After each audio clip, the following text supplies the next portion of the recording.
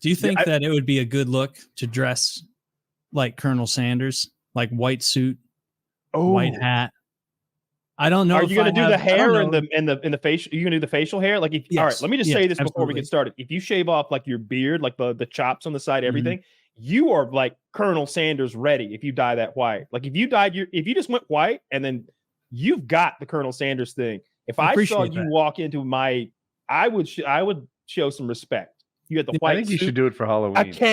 A cane, and give me your best old Southern Colonel accent. Yeah, you got the word boy in a lot, like Foghorn Leghorn. Yeah, well, it'd have to be a little Foghorn Leghorn-ish. I'd have to ease into it before I got into all of my racist theories. Sharper when you do those like amplifiers. You got it. Like well, little sharper on the. I would put hard R's. The Colonel always uses a hard R. Yeah, but you got to drop the final R though. Like you got to be like, I'm gonna go down the street and get me a big old. That's the name of my documentary. Yeah, that's the name of the. Yeah, that's if we ever get canceled, that'll be the name of the docuseries. The final R. Final R.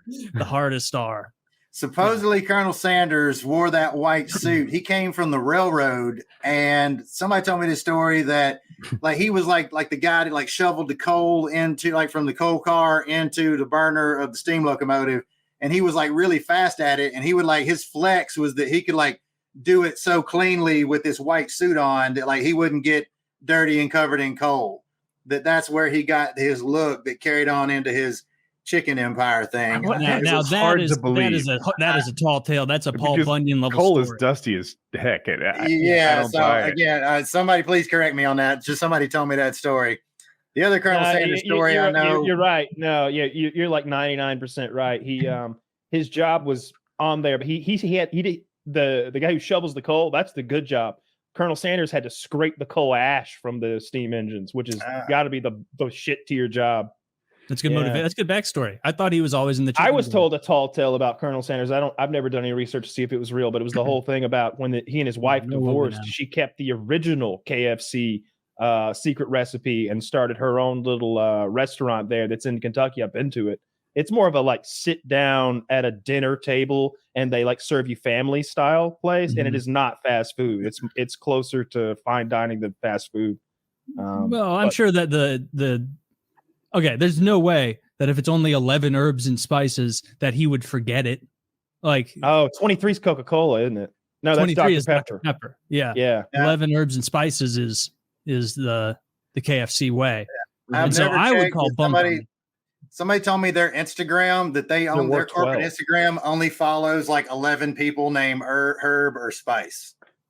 Yeah, I saw that. They're like years ago, like someone posted a screenshot that like the KFC Twitter only followed 11 or followed the Spice Girls and like 6 guys named Herb. Yeah, that was it. So my favorite Colonel Sanders story, old biker buddy of mine is from the same town in Kentucky where Colonel Sanders was from.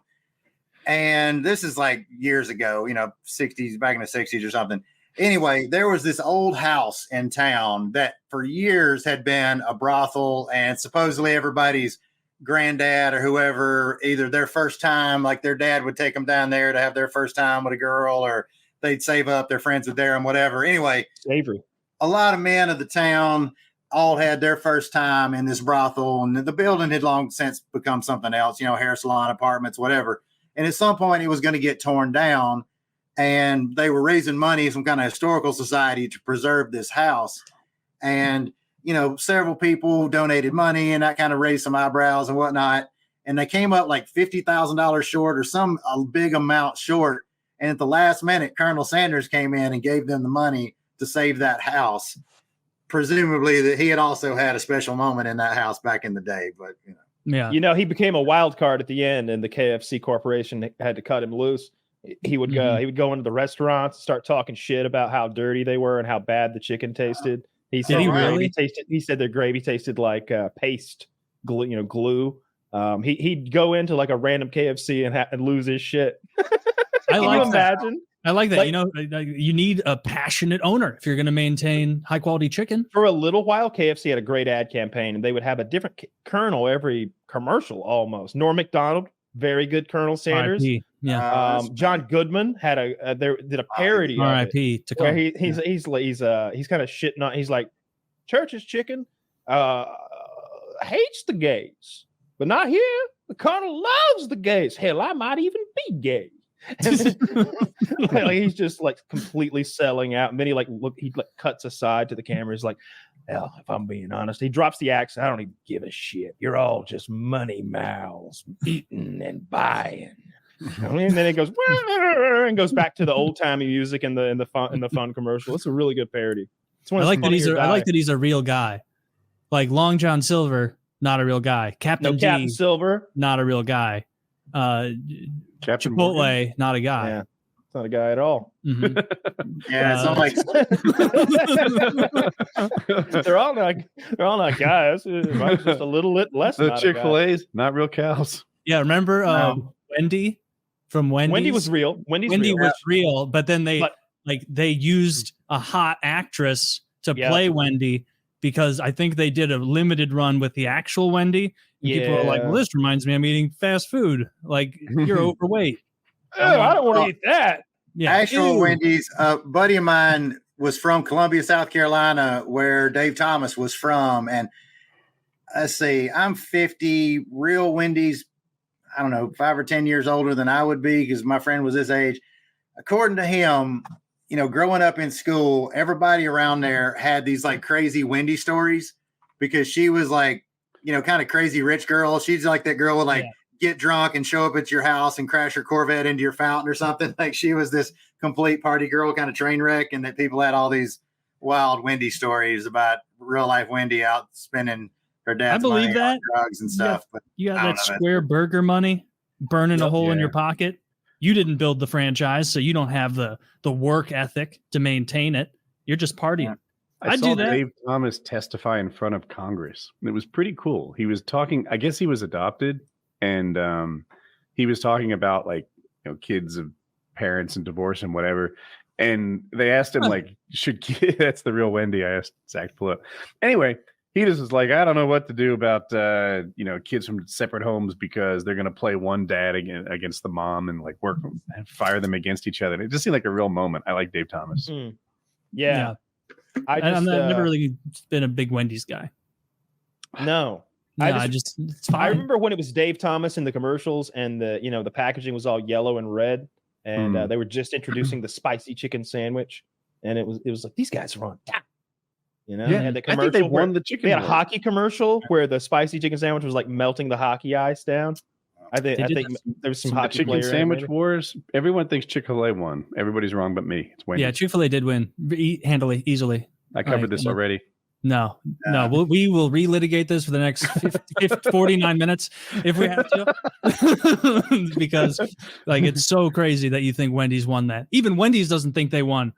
No, the fact that Chick-fil-A couldn't get canceled with all that anti-gay stuff coming out, and it wasn't like they tweeted something or said something insensitive. They send money to those countries that make homosexuality have a blessed crime. Day, homo. They're giving you your bag. And gay people were like, fuck it. That's some good ass chicken. Dude, I don't care about bigotry when it comes to food. If there was a place called Stalin's Burritos and it was the absolute best, and it's like, welcome, my friends, to Stalin's Burritos. To partake in these burritos, you must give a Soviet salute and deny Holodomor genocide. I'd be like, it never happened. How's that one go? I don't actually know. It is not that one. You're very good at accents. What if there was what if there was Hitler's one of these first? I don't know. Where you hit your chest. I know that's where they pussy out in the old shows about Rome. They'll be like, "Whew." And I'll be like, that's not where they stopped. And you shouldn't have to stop in here because they didn't even know about this Hitler guy that was coming about. There was thousands of years. But if there was Hitler's donuts and they were the best donuts. It is a good thing I dropped out of art school and pursued my true passion of train scheduling and donuts. Like you'd go in and eat it, right? What do you have a sweet tooth? You'd go to Hitler's Donuts. You're not wrong. Yeah, I don't think I would go to Hitler's Donuts. Some of us will go to Subway on occasion, and that guy was a pedophile. He didn't have anything to do with the making of the sandwiches or the corporate. He told structure. me about the existence of the sweet onion chicken teriyaki, and that's what kept me going back. I've never had that sandwich. It was the only decent one. It's probably not good anymore. Yeah, I like the meatball sub. Yeah, I guess it's not that. No, it's pretty bad, but it's not. I go into Subway thinking this will be a slightly healthier meal, even though I know the bread is actually not bread because it's give me a loaf of bread and actually order the meatball. It's like the worst thing on the menu for you. But when presented with a meatball sandwich, what are you going to say? No. Yeah, give me the white double cheese bread, and then just put the lowest quality meat you have. And love it. I was in the airport in India, and the only place to eat was a Subway. But, with religious reasons, they don't serve the same meats that we get at this Subway here. And I'm not lying. And I've eaten some weird stuff. I mean, I've had live silkworm caterpillars and whale and dog and horses and testicles and all kind of weird shit. That whatever cold cut combo I had was the worst thing I have ever put in my mouth. Like, I'm pretty cheap. Like, I mean, to get me to waste food is hard, but like, I really just couldn't finish it. I was like, this is not, it was like, it tasted like petroleum product somehow. Like it was, oh my God, it was awful. Who do you think won the fast food chicken sandwich wars? I mean, I don't know who was fighting at the time, but that one at Popeyes is pretty good. Popeyes was all breading. Going on. It's too much breading on the Popeyes one. I tried it, and it was like I was getting whole bites of breading before I was even approaching the chicken center of it. Yeah, the first few months they made them extra crispy. They dialed it back a little bit, but Popeyes is good. I do like Chick-fil-A. I'm gonna have to vote with Taylor on that. Like the Wendy's one is just not there. I rolled through a town one time where a McDonald's was like the only thing to eat in the town. And I rolled through the drive-through and I get like what seemed the least offensive thing, which was like a crispy chicken sandwich from McDonald's. And I get my drink and whatever, my fries. Of course, the fries have a half-life of like a minute, 15 seconds. So you got to eat your fries first. I'm like 5 miles from the place. And, I get into the chicken sandwich and I take a bite and, I kind of think about it for a second. I take another bite and I'm like, I mean, it didn't taste bad, but I was like, what is this reminiscent of? And I was like, it was so bland and waxy. I was thinking like if Yankee Candle made a chicken scented candle and then you ate the candle, that's what this tastes like. Like it was just like chicken scented something on the bun, but it was not chicken. It was that's the kind of candle that Kyle would like with his terrible candle taste. I can say it talk smack while he's gone. Yeah. Don't tell him when he gets back. But, I didn't like the there's a YouTube channel I follow. It's got a Fat Electrician. Have you ever watched him? I think no, I don't think so. I thought it's really funny. He mainly does like military history things, but he's like really funny. It's kind of like a drunk history. He's not drunk, but just he tells you like military history or like the history of the 1911 or some like funny, like seemingly unrelated events that came to cause the Cuban Missile Crisis or whatever. He really funny backstories. But every now and then he'll do like a breakdown of like Doritos or whatever. And he did one on Chick-fil-A and really did like a market assessment, like kind of comparing Chick-fil-A to McDonald's, for example, about, Chick-fil-A has like 11 things on their menu. They have chicken done 2 different ways. They're kind of open door customer service policy of like whatever you want, they just give it to you, compared to McDonald's, which had like 28 things on the menu and like 14 different burger combinations. And it broke it down into like how much stuff a McDonald's employee has to learn and not get wrong. And each avenue that those cause, like problems with people waiting in line to get, this one has 2 pieces of meat, it should have had 1, or this one had pickles, this one had sesame seed, this one didn't, about how like McDonald's and other fast food places complicate their staffing and people's wait time to get food by having more complicated menus, whereas Chick-fil-A, by streamlining that, basically gets people in and out faster. They're able to pay their employees better. They get better employees. The whole thing kind of goes uphill. He also broke it down about, like with, Wendy's, Burger King, McDonald's, whatever, you get these like holding groups that come in, they own, 150 different stores and they never even see the places. Whereas Chick-fil-A like owns all of their stores. Like you can be an operator, and a friend of mine's wife actually is kind of the head of the people who like they vet people out. It's like 1 in 1,000 people even get approved to operate a Chick-fil-A, and you have to like start at the bottom, kind of like Waffle House. Like you got to like mop floors, work the fries, like to even be an executive at Chick-fil-A, you have to have done every one of those jobs. And by the fact that you're not just some, and if you operate one, yeah, you might make 200 grand a year running a successful Chick-fil-A, but by their corporate model, even that guy mopping the floor, that girl on the milkshake machine could theoretically work her way up through that process and be a store owner. Therefore, their employees are more vested in working there than, somebody at a Wendy's where it's just owned by some group. You're never going to be the owner. You're just going to kind of work there. So fuck it. Anyway, he did a really interesting breakdown on like how Chick-fil-A is so successful. And more importantly, like scale, like size wise, I can't remember the breakdown with the numbers, but they're like the 5th or 6th most successful fast food chain, but they do it with less than 10% of the number of stores that McDonald's are. There's like, 40,000 McDonald's.